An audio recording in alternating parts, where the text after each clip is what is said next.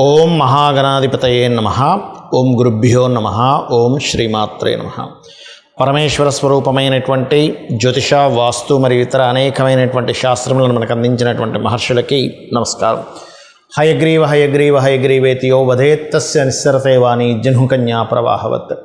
అరుణాం కరుణాతరంగితాక్షీం ధృతపాశాంకుశపుష్పభానచాపాం అనిమాదిభిరావృతాం మయూకైః అహమిత్యేవ విభావయే భవానీం. శ్రీమాత్రే నమః. ప్రేక్షకులకి ఆ లలితాంబిక అమ్మవారి యొక్క అనుగ్రహం పరిపూర్ణంగా కలగాలని మనస్ఫూర్తిగా కోరుకుంటూ మనం ఈరోజు చెప్పుకోబోయేటువంటి టాపిక్ ఏమిటి అంటే, అసలు ధన సంబంధించిన సమస్య ఎందుకు వస్తుంది, బ్యాంక్ బ్యాలెన్స్ ఎందుకు ఉండదు, నిలువధనం ఎందుకు ఉండదు, 4 రూపాయల జేబులో ఎప్పుడు ఉండకపోవడానికి కారణం ఏంటి, డబ్బులకి ఎందుకు ఇబ్బంది పడుతూ ఉంటాం, ఒక్కొక్క లగ్నం తెలియని వారి రాశి నుంచి నేను చెప్పేటువంటిది పాటించినట్లయితే ఖచ్చితంగా బాగుంటుంది. అదేవిధంగా మరి date of birth, time of birth కూడా లేని వారు చేసుకోవాల్సినటువంటి ముఖ్యమైనటువంటి పరిహారాలు ఏమిటి, మంత్రం ఏమిటి అనేటువంటిది స్పష్టంగా చెప్తాను. ఇవి పాటించినట్లయితే ఖచ్చితంగా ఇవి పాటించిన రోజు నుంచి స్లోగా రోజులు నెలలు గడుస్తున్నా కొద్దీ 100% మీకు ధనాభివృద్ధి కలుగుతుంది. ఇది గుర్తుపెట్టుకోండి. అదేవిధంగా వాస్తుపరంగా కూడా తీసుకోవాల్సిన జాగ్రత్తలు కూడా చెప్తాను.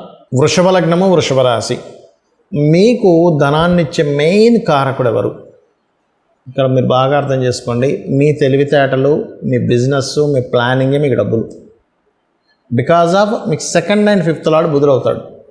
మీ వాక్కే మీ ధనం, మీ కమ్యూనికేషన్సే మీ ధనం. మీరు మాట్లాడే విధానంలో చేసే తప్పులే మీకు నిర్ధనంగా మారుస్తుంది. Because of 2nd lord is mercury, బుధుడు. ఈ బుధుడు ఎంత బాగుంటే మీకు అంత అద్భుతమైన ప్రణాళికలతో డబ్బులు వస్తాయి. బుధుడు పాడయ్యాడా, ప్రణాళికలన్నీ తారుమారవుతూ ఉంటాయి. అంటే మీరు వృషభ లగ్నంలో జన్మించారు లేదా వృషభ రాశిలో జన్మించారు, డబ్బులు రావట్లేదు అంటే ఎక్కడో ప్రణాళిక తప్పుతుంది. ఇది గుర్తుపెట్టుకోండి. అయితే ఈ బుధుడు ఉన్న స్థితిని బట్టి గమనించుకొని మీరు ముందుకు వెళ్ళాలి. బుధుడు బాగున్నాడు, వ్యాపారాల్లో అద్భుతంగా రాణిస్తారు, ఇంకా అందులో తిరిగే లేదు. బుధుడు పాడైపోయాడు, క్లోజ్. మరి ఎలాగండి ఈ బుధుడు పాడవాలంటే దేంతో పాడే ఛాన్స్ ఉంటుందంటే ఎక్కువగా కుజుడు ద్వారా పాడవుతాడు బుధుడు. ఎందుకో డిఫరెంట్ ఎనర్జీస్ అవి. అందుకని ఏం చేయాలి, ఇంకో వేరే గ్రహాల ద్వారా కూడా పాడవుతాడు, అవ్వడం కాదు, కానీ కుజుడు ద్వారా ఎక్కువ ఛాన్సెస్ ఉంటాయి. కాబట్టి సుబ్రహ్మణ్యేశ్వర స్వామి ఆరాధన చేస్తూ ఉండాలి. కొన్ని సందర్భాల్లో మనకి వేరే శుభగ్రహాలు కూడా బ్యాడ్ పోర్ట్ఫోలియోస్ వచ్చి కూడా బుధుడిని పాడేస్తాయి. అది మన పర్సనల్ చార్ట్ బట్టి తీసుకోవాలి. అదేవిధంగా ఇక్కడ 2వ స్థానము, 5వ స్థానం, మరో లక్ష్మీ స్థానం కూడా బుధుడికే వచ్చింది. ఇది చాలా ముఖ్యమైనటువంటి పాత్ర పోషిస్తుంది వృషభ లగ్నం వారికి. ఇక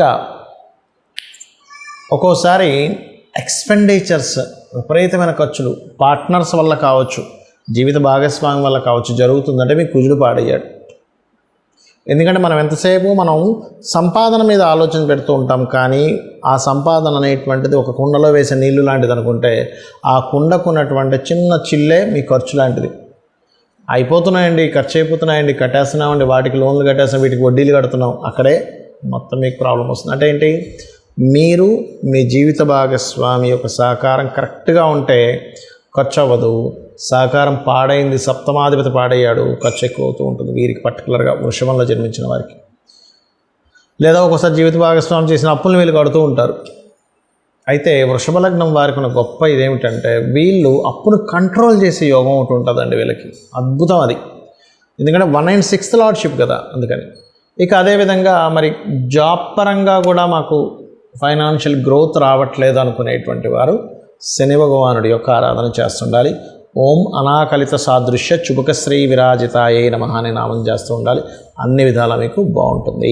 ఇక్కడ వాస్తుపరంగా కూడా తీసుకోవాల్సినటువంటి జాగ్రత్త ఏమిటి చూసుకున్నట్లయితే, వాస్తులో ఉత్తరే నిధి సంస్థితం అన్నారు. ఉత్తరంలో పొరపాటును కూడా టాయిలెట్స్ ఉండకుండా చూసుకోండి. ఇది కూడా మెయిన్గా మీకు ఫైనాన్స్ లేకపోవడానికి కారణం.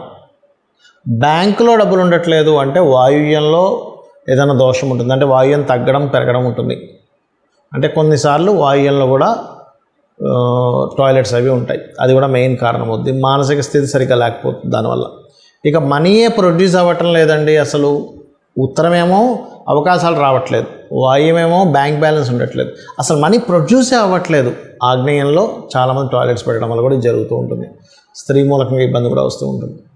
అదేవిధంగా తెలియకుండా ఇంట్లో దక్షిణ నైరుతిలో బీరువా పెట్టి అక్కడ మీరు ధనం పెడుతూ ఉంటారు. అది వేస్టేజ్ జోన్, దానివల్ల వేస్టేజ్ అవుతూ ఉంటుంది. పడమర వాయువ్యంలో కూడా తెలియకుండా మనీ పెడతారు, దానివల్ల కూడా మీకు మనీ మీద అంటే ఎంతసేపు పోవడమే బాధ అనేటువంటిది జరుగుతుంది. సో వాస్తుపరంగా ఈ జాగ్రత్తలు తీసుకోవాలి.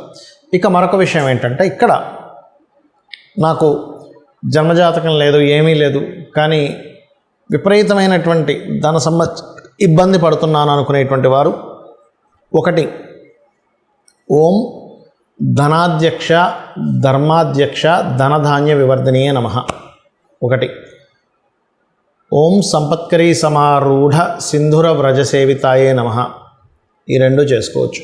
అలా కాదు, ఫైనాన్స్ వల్లే నాకు గొడవలు ఎక్కువగా అవుతున్నాయి, ఆ గొడవలు తగ్గాలి, ఫైనాన్స్ రావాలి. కొంతమంది చూడండి, డబ్బులు ఎవరికో ఇచ్చారు, వాళ్ళ వల్లే బాగా గొడవలు అవుతూ ఉంటాయి. అలాంటప్పుడు 2 మంత్రాలు చేసుకోవాలి. అదేమిటి అంటే, ఓం నవవిద్రుమ బింబశ్రీ న్యక్కారి రతనచ్చదాయే నమః, గుర్తుపెట్టుకోండి. అదేవిధంగా ఓం అపర్ణాయే నమః చేసుకుంటే అప్పులు కూడా తగ్గుతాయి. అయితే మనకి చూడండి, కొన్ని మనకి వీడియోలో చెప్తూ ఉంటారు, చాగంటి వారు కానీ సామవేదం వారు కానీ మనకి వీడియోలో వస్తుంటాయి, లక్ష్మీ స్థానాలు ఇవి లక్ష్మీ స్థానాలు. అవేమిటి అసలు? ఆ లక్ష్మీ స్థానాలు అయితే వాటిని ఏం చేసుకోవాలో చెప్తాను నేను మీకు. ఫస్ట్ ఒకటి ఆవు వెనుక భాగము అంటూ ఉంటారు.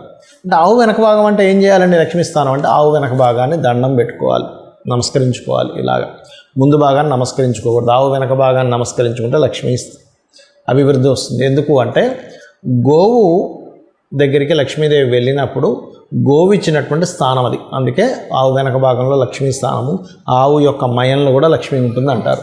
రైట్. ఇక రెండవది ఏంటి? ఏనుగు కుంభస్థలము అంటూ ఉంటారు.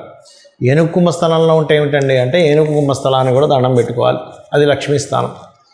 అంటే ఏమిటి? ఇవన్నీ ఇంద్రుడికి సంబంధించినటువంటిది. ఇంద్రుడు ఏనుగు ఐరావతం అంటారు, మీకు తెలుసు కదా, అందుకే ఇంద్రుడు ఐరావతం మీద తిరగడం అది జరుగుతూ ఉంటుంది.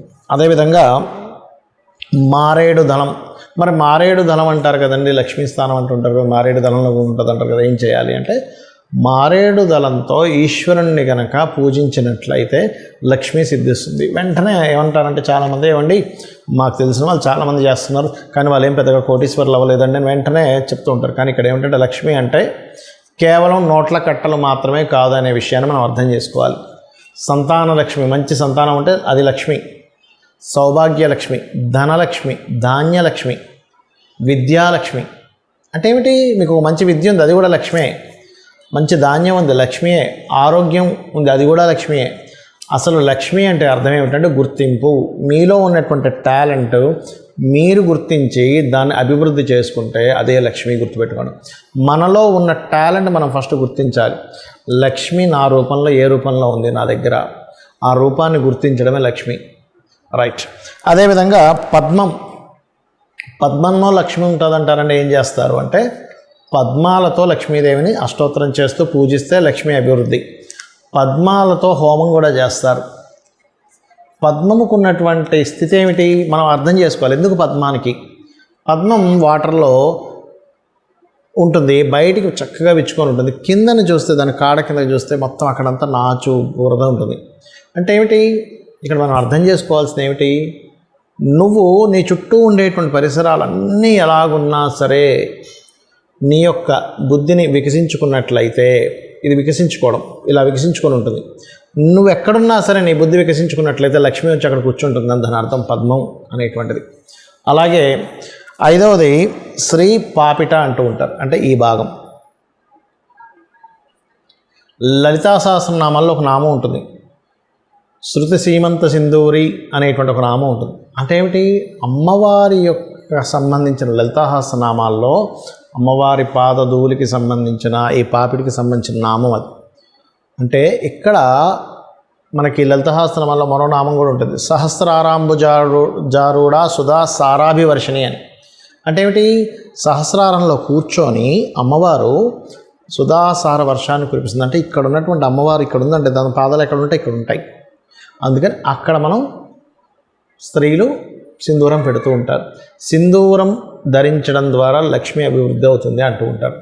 ఏమిటండి దానికి ఏమిటండి లక్ష్మీ అభివృద్ధి అవ్వడము అంటే లక్ష్మి అంటే ఆరోగ్యం అని కూడా మనం చెప్పుకున్నాం. మనము మన చుట్టూ ఉన్న ఆరాతో లోపల ఉండేటువంటి నాడి ఏదైతే ఉంటుందో నాళ్ళు ఉంటాయి, దాని ద్వారా కూడా లక్ష్మీ సంబంధం ఉంటుంది. ఎట్లాగా మనకి హెల్త్ బాగాలేదు, లక్ష్మి పోయింది. ఆరోగ్యమే కదండి అన్నిటికంటే ముఖ్యం. ఎంత డబ్బున్నా హెల్త్ బాగాలేదు అనుకోండి ఏమంటారు, డబ్బులు లేకపోయినా పర్లేదు కానీ ఆరోగ్యం బాగుండాలని అంటాం. ఈ సుధాసార వర్షాన్ని ఎప్పుడైతే ఆవిడ కురిపిస్తుందో 72,000 నాడులు తడుస్తున్నాయో మన ఆరోగ్యము మన సౌభాగ్యం అన్నీ కూడా ఆవిడ అనుగ్రహంతో నిండుతున్నాయన్నమాట. దానికి ఆవిడ కృతజ్ఞతగా ఇక్కడ పెడతాము.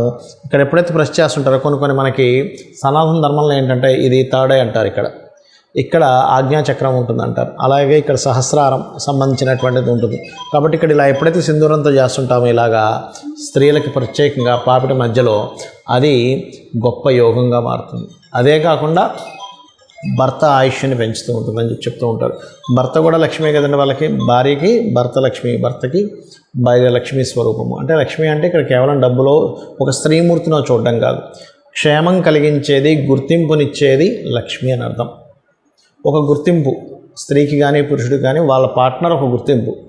ఈ రకంగా ఇవి చేసుకుంటూ నేను చెప్పినటువంటిది ఒక్కొక్క లగ్నానికి ఏదైతే చెప్పానో ఇవి చేస్తూ మీరు లక్ష్మీ అనుగ్రహం పరిపూర్ణంగా పొందాలని మనస్ఫూర్తిగా కోరుకుంటూ శ్రీమాత్రే నమః.